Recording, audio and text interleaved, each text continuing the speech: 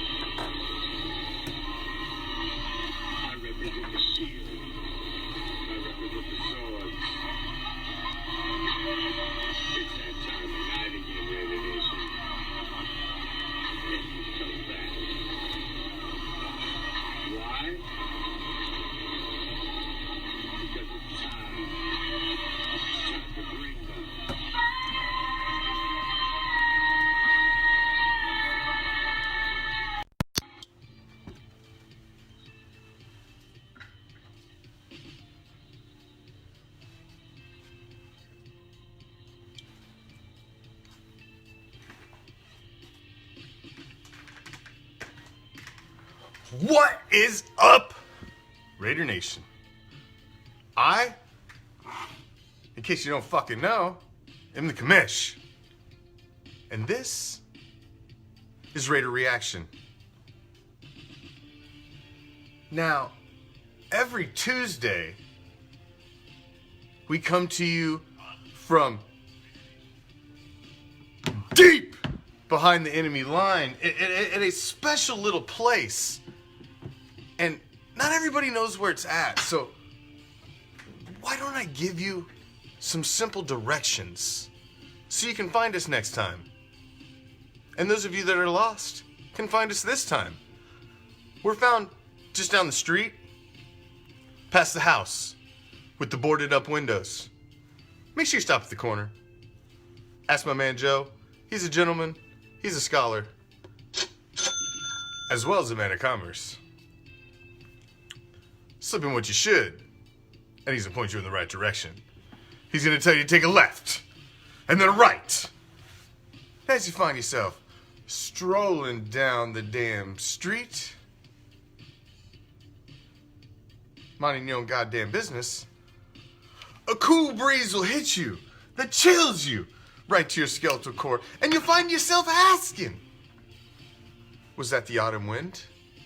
You're goddamn right. Should you venture down that deep, dark alley? Well, of course you should. Because what you're going to find at the end is a special little place that we like to call deep behind the enemy line. This is Raider Reaction. It's a Raider Nation report. We do this every Tuesday. It's a solid 60 minutes of everything silver and black as I sit back and kick it with all of Raider Nation who joins me, and we talk about the biggest stories at hand and what is really affecting the silver and black at this juncture of the 2019 season. It's Fucking technical difficulties, I swear to God. We find ourselves at an interesting crossroad. I don't think this is exactly where we expect it to be at this point. Or is it where we expect it to be? Is it above where we expect it to be? Have we surpassed our expectations? Are we under my expectations? Or where are we at? I like to have a good gauge with where the world outside of the Raider Nation views the team. So I pick a rankings. I went with ESPN for this season because you can't switch from rankings to rankings because you have no barometer that way. Last week, ESPN rankings had us at 17th overall. Previous week's rankings, 17th overall. So we didn't move. Kind of lateral. But we didn't go up, we didn't go down. And I honestly still think that's about where we are. We are a middle of the road team. If I hear that one word one more time today, Jerry, in the last couple days, I have heard the R word more fucking times than I care to hear. Oh, we're rebuilding, guys. You can't expect much. We're in a rebuild. How many decades have we been rebuilding shit? All right? We've rebuilt this motherfucker and torn it down I don't know how many times. I'm done with the, hey, we're on a rebuild. Hey, we're on a 2 to 3 year plan.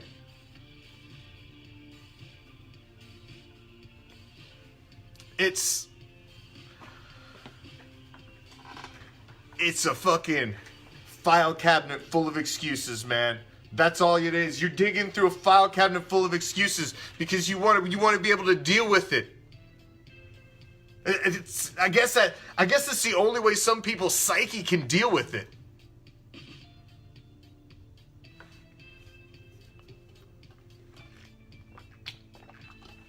I guess. We're a middle of the road team right now. And since coming off 2 games when we've been outscored 74-12, people are starting to question the man under center. People are starting to question what's going on. The direction. Are all of the proper pieces in place? We wanted to believe, I think, when you started to see a team at 6-5, you start to see a team that's starting to be in the conversation. People are talking about them. You're hearing news. You start to kind of believe the hype a little bit yourself, and you start to feel like maybe this team's maybe it's more than they are this year. To the people that say, how did you think this team could be a contender this year anyway? Teams grow over the course of an NFL season, and it's not the same team that you start a season with that you end a season with. And there are many, many examples of NFL teams that have got hot mid-season, have got really hot at the end of the season, went into the playoffs, and done some serious damage when they were nobody at the beginning of the year, and they weren't even in the playoffs the previous year. It happens every fucking year. In this day and age of salary cap and free agent markets, you can flip a team season to season and turn them into a contender. If you look across the landscape of the league right now, the waters are muddy, man. You've got a very few teams at the top and a whole bunch of teams in this muddy mess in the middle. None of them are really elite. They've all got new, younger quarterbacks within their first 2 or 3 years. They're trying to find themselves. They're really good one week and they're not good the next. That's pretty much the entire AFC. The NFC is not much different. You've got a couple divisions. You're looking at the NFC East that has nobody worth a fuck in it. It's a very strange transitional time in the league. And Carr, even though he's played 5 full seasons, he's going into this is his 6th. Even though he's still a young guy, he's not even 30. Still got a couple years before he even gets there. He's starting to be considered one of the veterans around the league. He's been there for a while. He's already been there and gotten the big payday. That is your number one goal, basically, as a a college player coming out in the pros is to get to that first big contract. And as a quarterback, if you've remained with the team that drafted you and you got to that first big quarterback and you got that fat payday, you've succeeded. That takes a lot of fire out of a certain number and percentage of quarterbacks. You've worked your ass off to get that contract. You're set for life now. Now you're not fighting for the same things you were fighting for.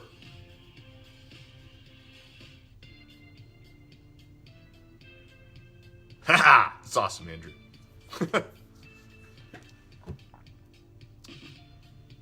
But it's where do you go with him, man? There's been we threw up a poll, man. I threw up a poll on the page. What do you think Carr is the answer under center? It's damn near 50-50 now. I threw up another poll today, which I thought was very, very interesting.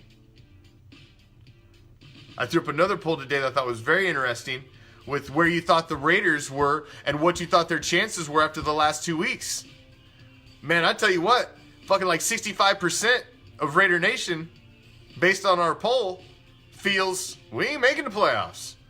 You only got like 33% and some change that even believes the Raiders are going to make the playoffs with what they've got ahead of them sitting 6-6. So the quarterback play and the overall play of the offense has dropped dramatically the last 2 weeks. Dramatically. So you've got a quarterback who's now fat paid. He doesn't have that fire. You're not fighting for the same things that you were fighting for when you're a fucking $100+ million man. I'm sorry. You're just not. You're not the same guy. You ain't the same tax bracket. You ain't shopping at the same store. You ain't shopping at the fucking same car lot. You aren't doing anything the same. You're a totally different person. It takes a little bit of fire out of the gut of a large percentage of NFL athletes. And there's only a certain percentage, the greats, that do it for the love of the game and to be the best. That they only care. And the only reason that they do it, the paychecks, that's a cherry on top. That's just the chocolate syrup. They're doing it because they're doing it to be the best. I did this poll before the 2 games. And it was completely different. It was flip-flopped. That's why I do it, Michael. Just to prove how bipolar the Raider Nation is. You're completely right. I do it at peak times like that. Just to test the pulse.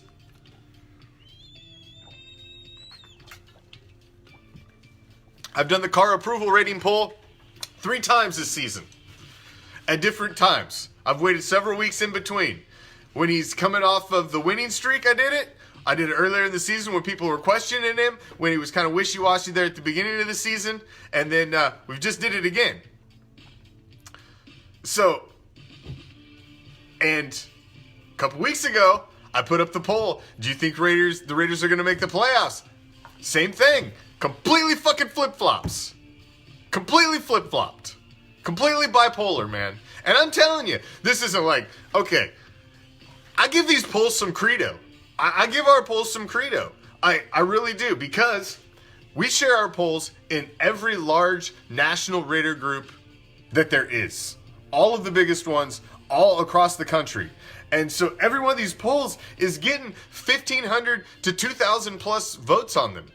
Typically between 1,500 and 2,500 votes. And that is 99.9% Raider fans. Raider Nation that is voting on that.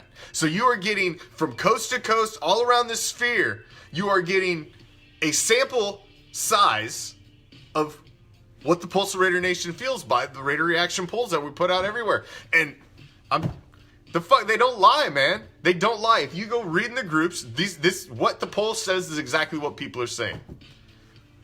So I ask you this. I don't want to spend the whole show on fucking Derek Carr. There's a lot to talk about.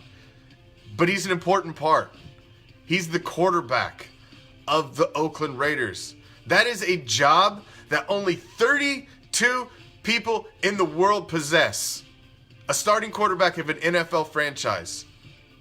Only 32 people in the world hold that job. 32. And among those 32, hell, half of them are trash. So that's how hard it is to be successful at that job. It is not an easy job by any means. But it is a job where you are expected to produce, and you're expected to produce quickly. You're given about a 2 to 3 year leash. You ain't got it done in about 2 to 3 years. There are people starting to move on from you. Derek Carr has gotten a much longer leash than most quarterbacks get. Why? One, he took the team over in one of the worst doldrums of the fucking franchise history. We were in the darkest of dark ages. And so, seeing him come in and give us a flash of greatness, and then we've seen the 2016 season, and Raider Nation has a fucking stiffy like you've never seen. And we just got this we've got this gigantic man crush on Derek Carr. He's the poster child. He looks like somebody off of fucking GQ. He's fucking got no fucking he's got no controversies, no scandals, no nothing. He's a likable fucking guy, and he looks the part. He's everything. He's everything that you can get behind.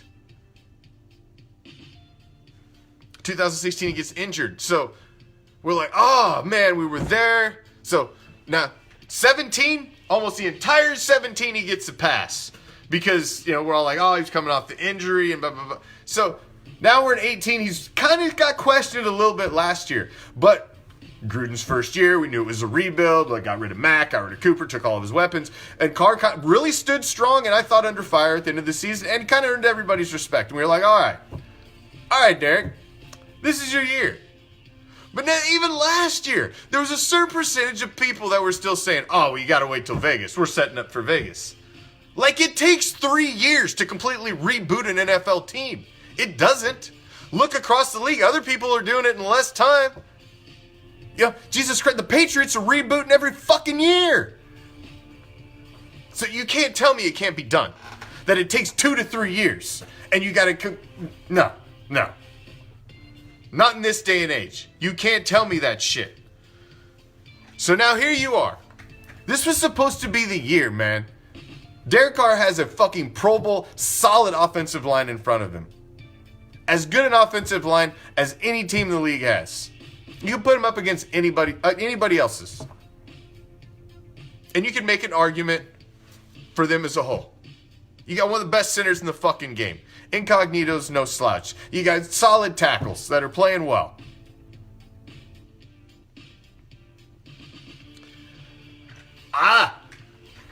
Here we go. Keep throwing the excuses. Like fucking chicken feed. He's got that.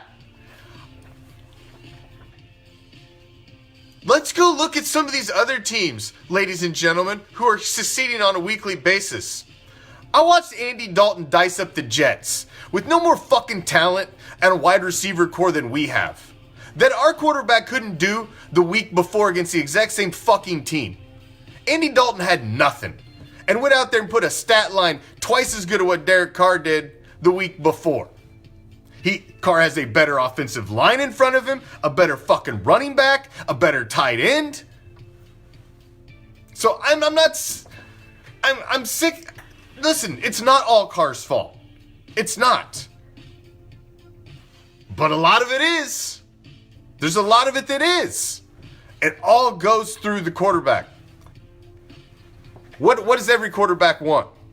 A solid running game. You had a running back that had 100 yards by half. You tell any quarterback in the league, I'm going to give you a running back that's going to have you 100 yards by half. You going to win the game? 100 fucking percent of them are going to say yes. Fuck, you going to spot me a fucking 100 yards at half on the ground? Shit, that opens up bootlegs, play action. I don't give a fuck about your wide receivers. It doesn't matter. The first interception was garbage. The second interception was garbage. His progression And his checkdowns he's all over the place, man. You had Mathau even comes out and tells you we can read Derek Carr like a fucking book. They know where he's going to check down. They know where he's going to go. All you got to do is follow his eyes. He does the same thing every fucking play. Yes, he's limited on talent. But you know what?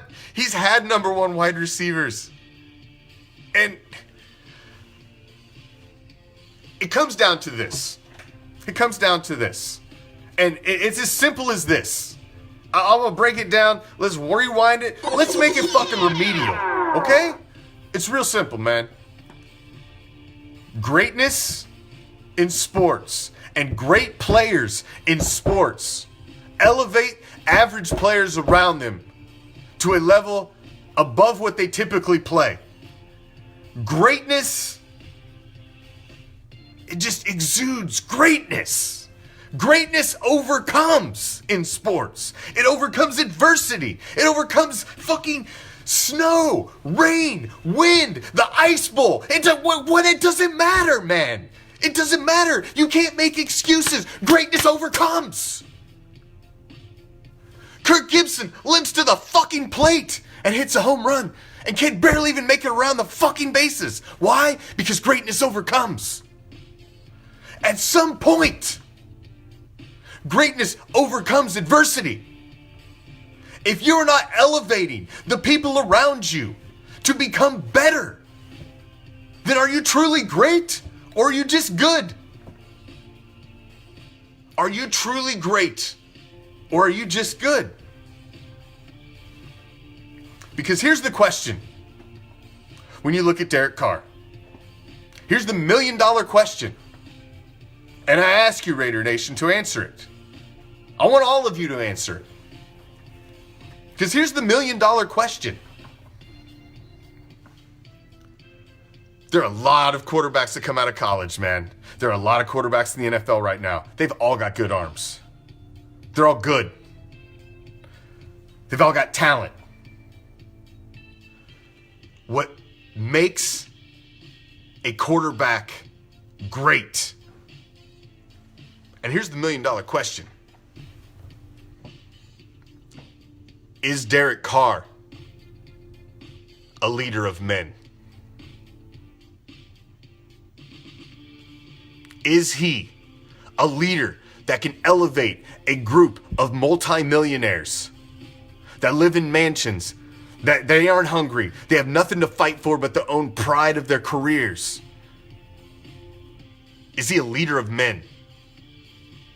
Can he elevate the group around you to greatness? Because if he's not a leader of men, then what you've got is an above average to good quarterback. So that leaves you with three options. Three options. You just sunk $100+ million into him. $120+ million into him. As he's the future.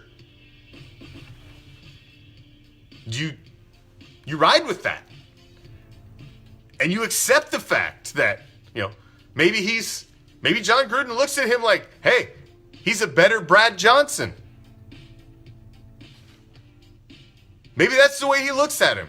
Like if I give him Josh Jacobs, I give him some great wide receivers, I give him talent around him, I can keep him and point him in the direction I need to go and get it done. Can I build around this above average quarterback to get the job done? Because there are teams that have had success doing that. Trent Dilfer, Brad Johnson. I mean, there's a laundry list of guys that have gotten to the Super Bowl that had great teams around them. Jim McMahon.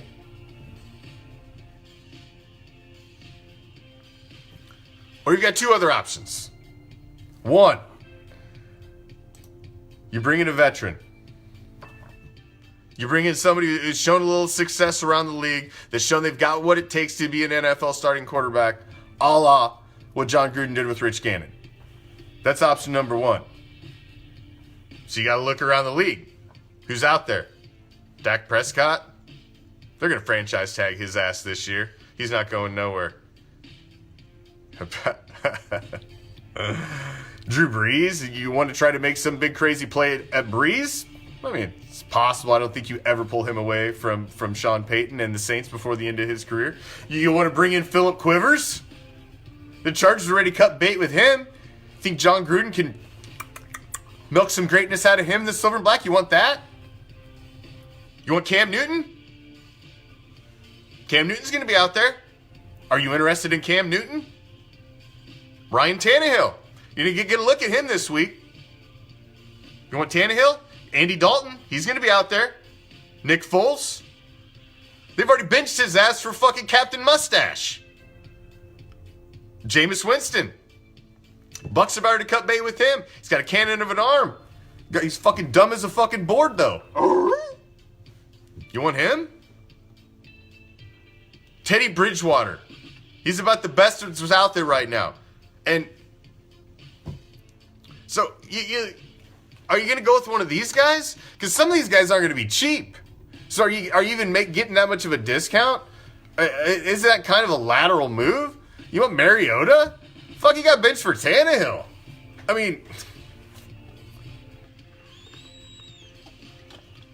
contracts don't mean shit, my man. That's what trades are. Deals can be worked out. But these are the guys they're talking about going to be out there. That have possibility to move. These are the top 10 guys. Case Keenum's out there too. Interesting, Case Keenum. Now those are the names. Now, I'm just throwing out names, but these are the veteran quarterback market, the top 10 potentially available passers in 2020. This is off NFL.com, so this ain't just me throwing names at you. These are the 10 that they rank as the ones that you might be able to make a move. So, yeah, you want to go get fucking Favre? Pull him out of his Wrangler commercials? You can go get him. Sure. Or your other option is you completely roll the dice and you go into the draft. Do you go for Trevor Lawrence? You go for Eason, the kid in Washington, or you go for Fromm, the Georgia quarterback. Do you absolutely roll the dice on Tua? Do you go for Joe Burrow, the LSU quarterback? I mean, we're going to have picks. We're going to be able to make trades. We can move around the draft board with all the action that we have in this year's draft. So those are your three options. You stick with Carr, and you hope he finds the greatness he's been stumbling around in the dark trying to find for the last 5.5 years. Do you do that? Do you do that? Or do you draft? Do you go grab a veteran and try to do a la Rich Gannon and try that again? I don't know, man. At some point, these guys... Listen, Bruce Arians is trying to do it in Tampa Bay. I mean, he come out of the booth. This is a guy who was coach of the year. He's got Super Bowl rings. He's got cred. And he thinks he can do it with Jameis Winston. Because he's a quarterback whisperer. He's not getting it done there. Gruden thought he could do the same thing with Carr. The next 2 weeks are huge in the relationship between John Gruden and Derek Carr, and they're heading into the offseason and hopefully not the offseason, heading into the postseason, or possibly heading into the offseason of what's going on with this 2019 season. These next 2 games are huge. You are at home against the Titans and the Jags. You win these games, you are 8-6. Both of these games are winnable. You are in direct fight with the Titans for the wild card spot, so you hold your destiny in hand. You are absolutely being trashed from coast to coast, fucking north to south, all the way around the fucking dirt ball. Your name is being drugged through the mud. You got absolutely fucking annihilated by the fucking Jets. Sam Darnold made you look fucking subpar. You got fucking a kid that's only had the ball in his hand for a season and a half made you look like garbage again this last weekend. So at some point, after you've been kicked in the balls by pretty much everybody in the media and everything else, this is the time where, man, you better get up, you better dust yourself off, and you better be mad as a motherfucker and come out there with some resolve and some fire. And you better fucking rip some fucking Titans apart. Because if you don't, I question. This is it's the golden question. Is he a leader of men? I've never, ever, still to this day, can picture it in my head. One time where I seen Derek Carr just lose his shit on the sidelines, rip somebody's ass, get just so fired up that, like, oh my God, look at him, man. Man, he is mad. He's ready to go in there and fucking rip somebody a new ass. Have you ever seen that? Have you ever seen that? Man, I can't get the vision burned out of my brain of the fucking camera that zoomed in on Derek Carr when he was sitting on the bench after he threw the first interception last week. The look on his face, what his eyes were saying, the blank stare. That's not... I come out and I throw a pick the first fucking play of the game. I'm mad as fuck, dude. I'm coming over. I'm kicking a hole in the side of a fucking water fucking cooler. I'm tossing some shit. I'm throwing my fucking helmet. I'm fucking cussing up and down the sideline. Get me back out there, motherfucker. I'm mad. I just don't get it. I don't get it. It looked like he's just like, oh fuck, I can't believe I did that. Oh no, I'm just like, you don't do that, man. Get mad. These guys, these are gladiators now, man. These guys are like back in the olden days. You're going out there to war for 60 minutes. With a bunch of fucking grown-ass, fucking huge, gigantic-ass men that hit like fucking freight trains and run like deer. You cannot be soft and be out there. He was born with a silver spoon jammed up his ass, man. He's never had to fight for things like a lot of people have had to fight for. He's had every opportunity handed to him. He had an older brother. He had every pedigree and every opportunity to be where he's at. Does it take a lot of drive? Does it take a lot of work? Does it take a lot of talent? You're goddamn right it does. He's put in a lot of work and a lot of hard work, and he's got a lot of talent, and he is a good NFL quarterback. But man, I tell you what, they don't stand in August on a podium in Ohio and fucking carve busts and hand out gold jackets to good fucking quarterbacks. Okay? They don't do it. They don't put you in there unless you're great. And quarterbacks that don't have rings don't typically get in there, man.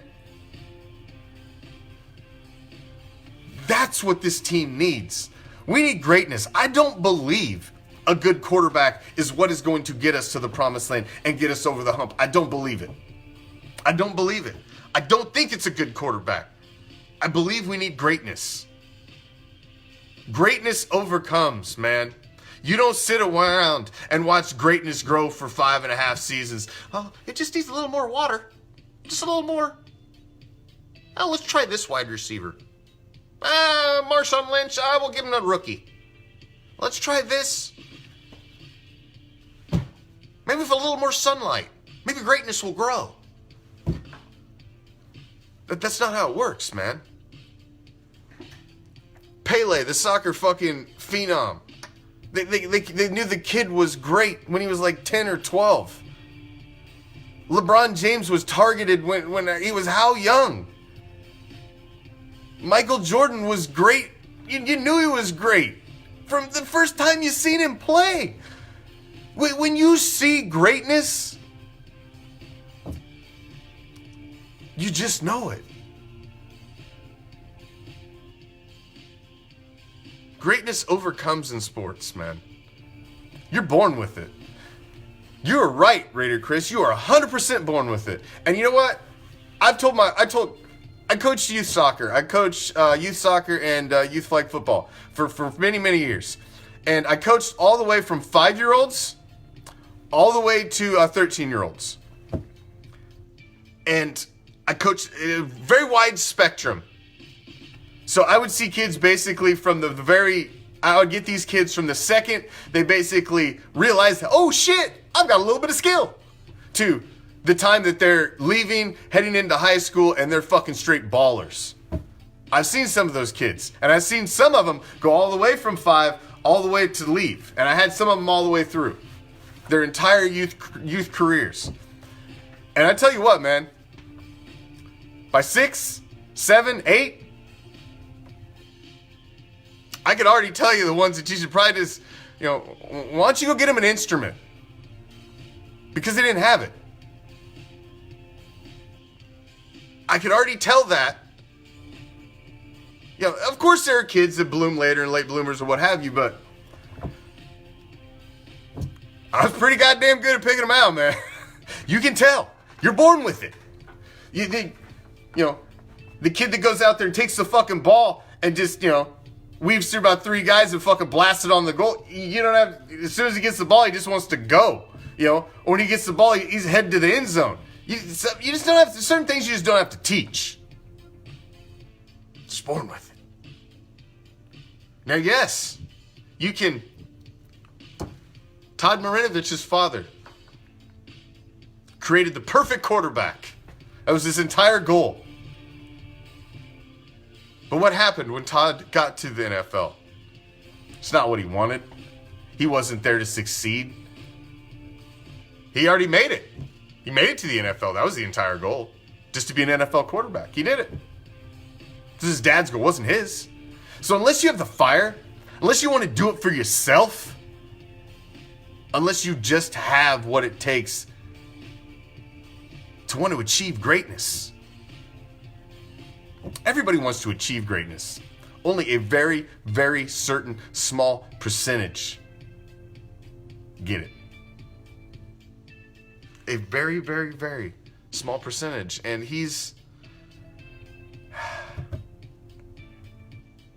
the coach sums it up, man. Derek Carr is a good quarterback with a chance to be great. Derek Carr is a good quarterback with a chance to be great.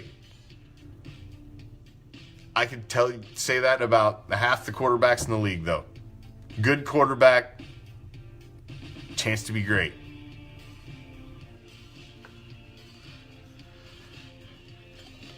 Ron Jeremy, man, he was definitely born with it. Man, packing a bitch splitter. Now,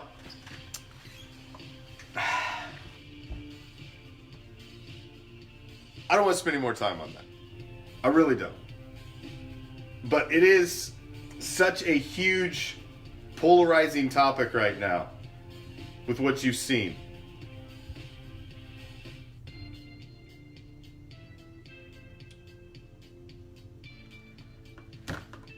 We gotta wait. This Titans game's big, man. This Titans game is really big. If you come out and you beat the Titans, you beat the Jags, all of a sudden, things are different. Things are different. So, we'll see. We'll see. Hey, if you haven't checked out our morning show in the morning, you need to do that. Got a badass morning show planned for you tomorrow morning. The RAIDER ReACTION morning show every morning, 7 a.m. Pacific, 10 a.m. Eastern. Make sure you check that sucker out every weekday morning, Monday through Friday. And then, of course, right back here 12 hours later, same RAIDER time, same RAIDER channel. Right here, every night. Prime will be with me tomorrow night. Fucking Facebook. I don't know if I can get him in video-wise yet or not, the way they keep dicking with me. I don't think so. Goddamn bastards. Mark Zuckerberg just can't leave good enough alone. Swear to God. And if you haven't followed us on Twitter, the Twitter, Instagram, subscribe to our YouTube channels. Big L has a tendency to do that. He comes in here. She wasn't born with it. She bought all that shit. That's just all store-bought. Plastic. Ask Tito Ortiz.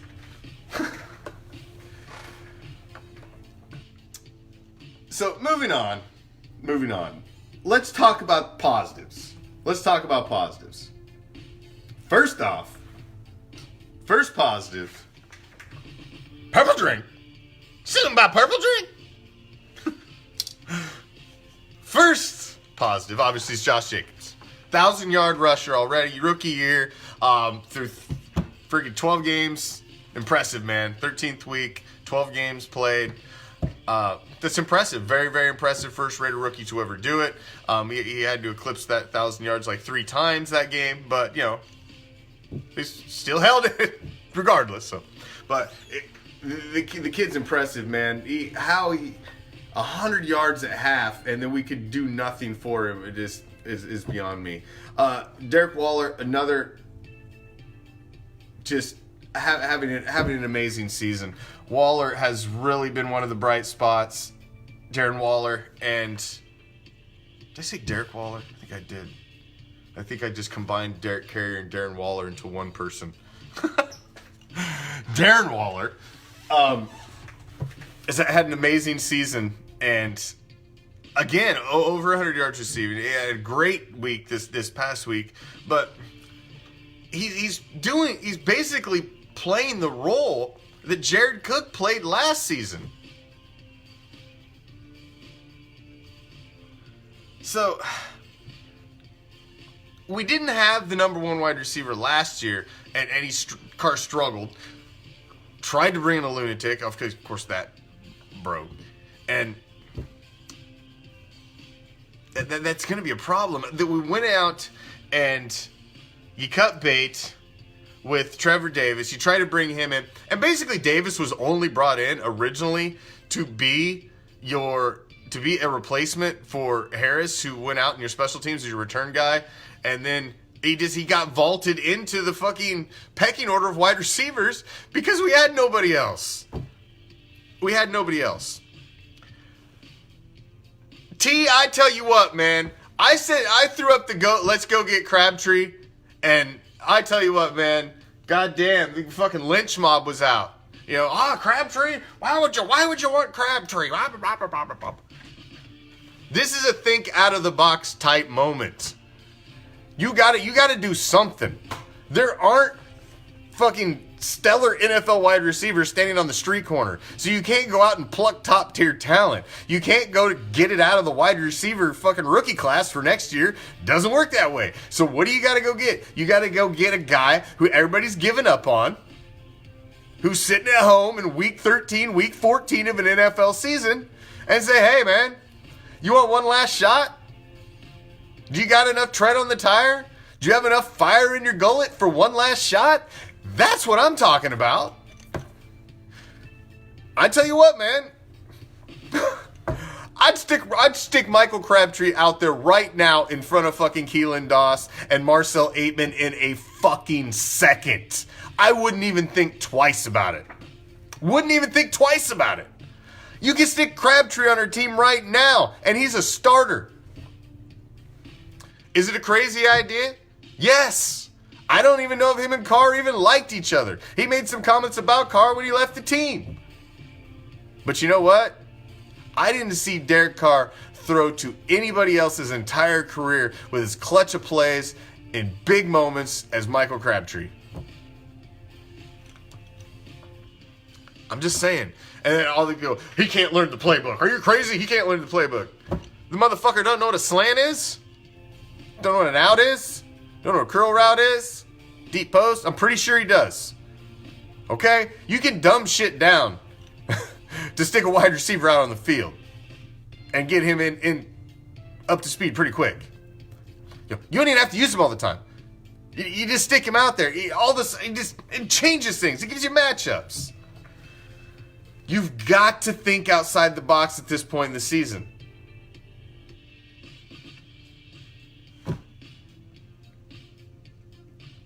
So, yes, you can. Why do you think these guys are clamoring? These guys, they're not under they are sitting the fuck at home, man. They're sitting home. Yes. They're not under any contract. They're not under anything. Is it crazy? You're damn right it's crazy. But if you go out and win against the Titans, and now you're 7-6, and you beat the Jaguars, who are a hot fucking mess, and you're 8-6, and you're like, now you gotta look, man. You can't have tunnel vision. Like, you gotta look at the big picture. If you start to get 8-6, and you're like, fuck, we got the fucking sparklers and the donkeys on the horizon here. And then, Jesus Christ, we're going to have to play the Texans, the fucking Ravens, the Patriots.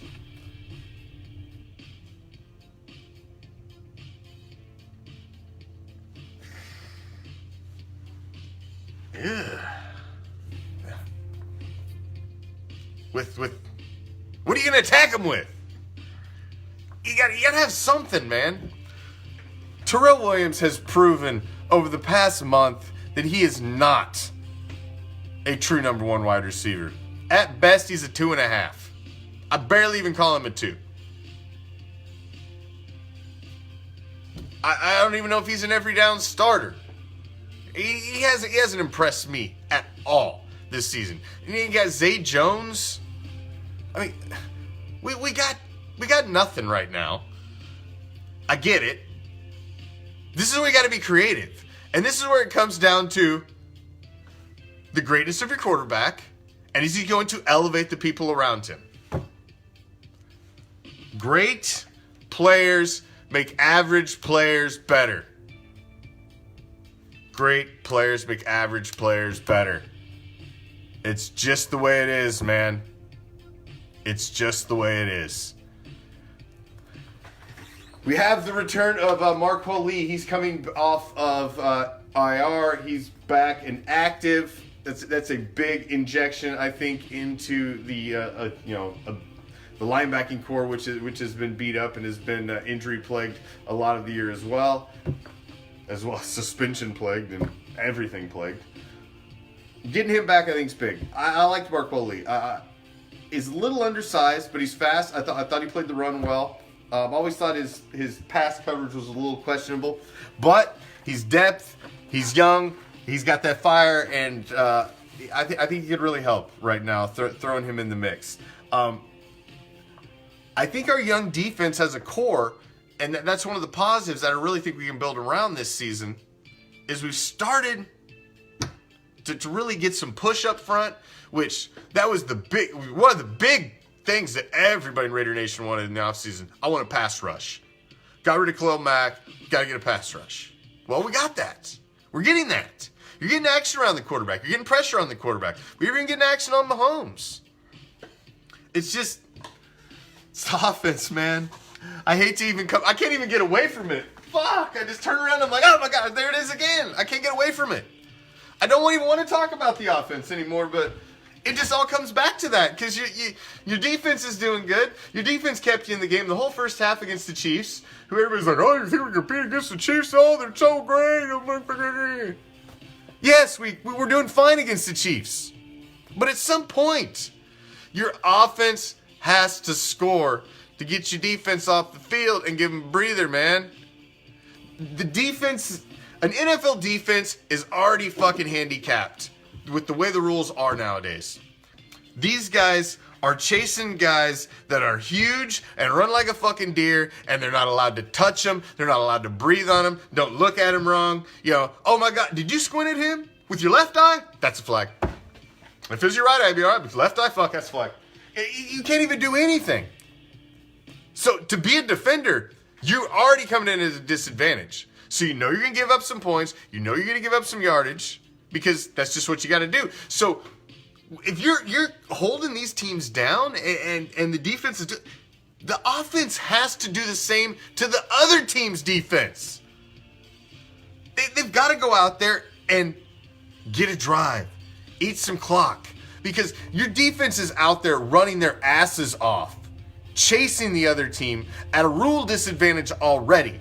So they're winded, they're worn, they're constantly chasing, they're on the chase. So when they get a stop, you've got to get up off that fucking bench and be like, all right, they did it for us. Now let's go and do it for them. But it doesn't happen, man. The offense comes out there and then they punt.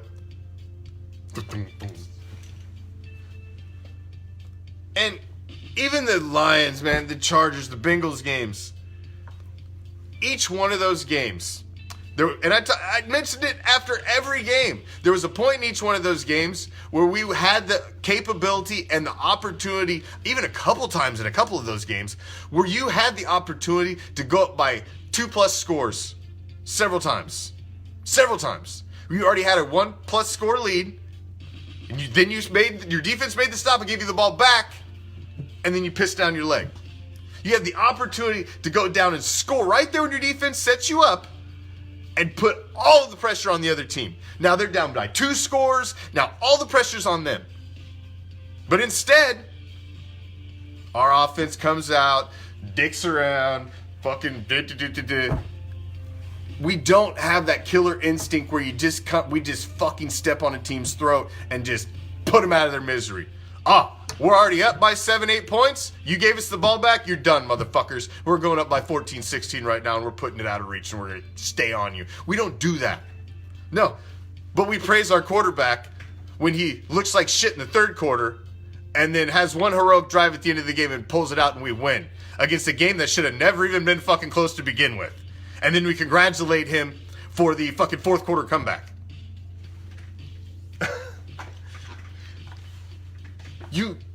Tom Brady doesn't fucking make fourth quarter comebacks all the time. He doesn't have to do it every week. Every week's not a fire drill for him at the end of the game. You know why? Because they go out there, and as soon as they get a little bit of an advantage, they step on your throat and they gut you. They gut you. And then it's over. You're down 2-3 touchdowns before you even know what happened, and you're like, fuck. Now your game plan's out the window. Now you're going to be pass heavy. Now they're going to key on the pass. Then you're going to make mistakes. Turnovers happen. Before you know it, you end up with a 40-9. That's the difference. We're not built like that on offense. And I don't know if we'll ever be built like that with what we got under center. I've struggled with my own personal opinion of Derek Carr for years. And considering what I do for a hobby here, or whatever the fuck you call this, I've even bitten my tongue at times. I've always questioned his fire a little bit, and I've always questioned if he's had to go through the adversity in his life that makes him the cold, callous killer that an NFL quarterback needs to be.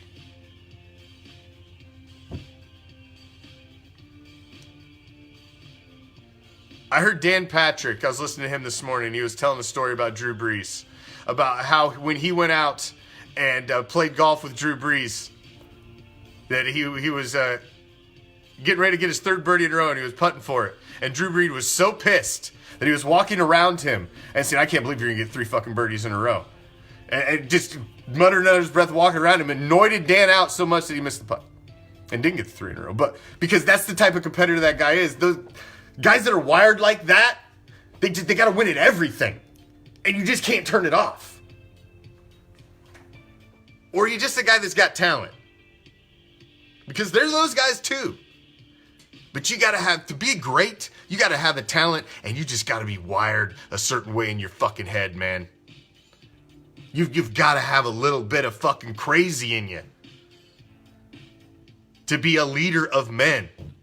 You are motivating men. So, we'll see. Man, I got all crazy winded. So, let me hit a little WTF to wrap up the show, and I'm gonna make it a quickie. A little special WTF. Now, this has nothing to do with football. Some of my WTFs it's whatever I want to WTF about. So, I put up my Christmas display, which I'll share with you all before the week's up. My outside Christmas display, got it all tricked up, man. And Other people around the neighborhood are putting up their Christmas displays, making their house all festive. And, I personally, I go all out, man. I'm a Clark Griswold. But then I see these people that put up these inflatable Christmas displays. And during the day, it looks like shit. It looks like, you gotta go around and your kid drives around at night and they see these inflatable things and all blown up and beautiful, and then you're driving back around during the day and they're like, Daddy, what happened to Santa? He looks like he's dead. He's laying in the front yard. What kind of fucking Christmas decorations is that? Those are the lamest Christmas decorations there are. The big giant inflatable shit. How much? That's the complete epitome of lazy ass Americans. Just stick something out in the yard and I flip the fucking switch, it blows up. I flip the switch, it fucking falls down, deflates, and looks like it's dead during the day. That's not festive. My shit looks good all day long, man. You drive by in the morning, it looks good. It don't look like somebody fucking did a drive-by on Santa. I mean, come on, man. Fucking you're torturing kids, traumatizing them. Lord. Make sure you check out the morning show in the morning. Follow us on Twitter. What the fuck? Follow us on Twitter. Follow us on Instagram. Subscribe to our YouTube channel, RAIDER ReACTION Webcast. Make sure you like my other page, the Commish. Like and follow this page. Hell, we'll be here tomorrow night too, man. Thank you all. I appreciate it. Each and every damn one of you, man. You guys are the shit. Thank you for joining me. We're all frustrated, man. We don't like to lose. We love this team. We all bleed silver and black, and if we wouldn't get upset if we didn't give a shit, man. It's like I equate it to your kids walking in with a report card with F's on it. If you didn't give a shit, you just pat them on the head and say, we'll do better next time, buddy. You'll get them. I give a shit. I'm gonna rip my kids a new asshole they walk in with some F's on their report card. Why? Because I care. Because I want them to succeed and I want them to do better. And that's how we feel about our team. Until next time, I will see you. Peace, love. RAIDER Nation!